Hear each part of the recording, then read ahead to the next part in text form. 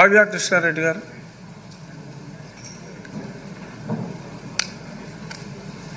ధన్యవాదాలు అధ్యక్ష. తాగే ప్రతి బొట్టు, తినే ప్రతి తిండి భూమి నుంచి వచ్చింది అధ్యక్ష. ఆ భూమికి సంబంధించినటువంటి క్వశ్చన్ ఇది రెవెన్యూ సంబంధించినటువంటిది. 2006లో ల్యాండ్ కన్వర్షన్ యాక్ట్ని పెట్టారు అధ్యక్ష. అంటే వ్యవసాయ భూమిని వ్యవసాయేతర భూమిగా, అది రియల్ ఎస్టేట్ కావచ్చు, ఇండస్ట్రీ కావచ్చు, ఎనీవన్ బిజినెస్ పర్పస్కి వాడినప్పుడు దాన్ని ల్యాండ్ కన్వర్షన్ యాక్ట్కి తీసుకొచ్చి వ్యవసాయేతర భూమిగా మార్చారు అధ్యక్ష.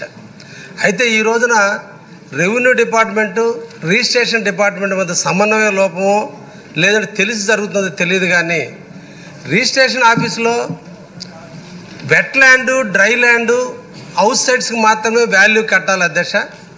అగ్రికల్చర్ ల్యాండ్స్ని, కొన్ని ల్యాండ్స్ని ఫిట్ ఫర్ హౌస్ సైట్స్ కింద వాల్యూ కట్టి కమర్షియల్గానే వాళ్ళు నిర్ణయించి కమర్షియల్ రేటు కట్టించుకుంటున్నందువల్ల ఎవరైనా వ్యవసాయ భూమిని కొన్నప్పుడు అది ఫిట్ ఫర్ హౌస్ సైట్స్ కింద ఉంటే 7.5% లెక్కన ట్యాక్స్ కట్టినప్పుడు వాల్యూ ఎక్కువైపోతుంది అధ్యక్ష. వెంటనే ఆ భూమిని మళ్ళీ వ్యవసాయేతర భూమిగా మార్చుకోవడానికి మళ్ళీ రెవెన్యూ అధికారికి అప్లై చేస్తే మళ్ళీ అక్కడ నాలా ఫీజు మళ్ళీ 5% కట్టాల్సిన పరిస్థితి వస్తుంది అధ్యక్ష.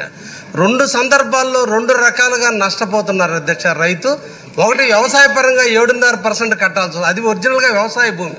కానీ రెవెన్యూ వాళ్ళు రిజిస్ట్రేషన్ అప్పుడే రిజిస్ట్రేషన్ ఆఫీసులో దాన్ని ఫిట్ ఫర్ హౌస్ సైట్స్గా చూపించిన కారణాన అక్కడ వాల్యూ ఎక్కువైపోయినందువల్ల అక్కడ గవర్నమెంట్కి ఆదాయం వస్తుంది. దాన్ని మళ్ళీ ల్యాండ్ కన్వర్షన్ పోయినప్పుడు అక్కడ 5% నాలా కట్టించుకున్నందువల్ల అక్కడ ఉంది. దీనివల్ల రియల్ ఎస్టేట్ రంగంలో దాదాపు 125 రంగాలు అభివృద్ధి చెందేటువంటి రంగంలో ఈరోజు రియల్ ఎస్టేట్ వ్యాపారస్తులకి ఇది గుదిబండగా మారింది అధ్యక్ష. దీని మీద చాలా సమస్యలు మా దృష్టికి వస్తున్నాయి. తప్పకుండా ఎక్కడో ఒక ఫీజు కట్టించుకోవాలి తప్ప 2 ఫీజులు కట్టించుకోవడం అనేది కరెక్ట్ కాదు. దీన్ని సవరిస్తే బాగుంటుందని మీ ద్వారా రెవెన్యూ మంత్రి గారికి తెలియజేస్తున్న అధ్యక్ష. ధన్యవాదాలు. Thank you speaker sir.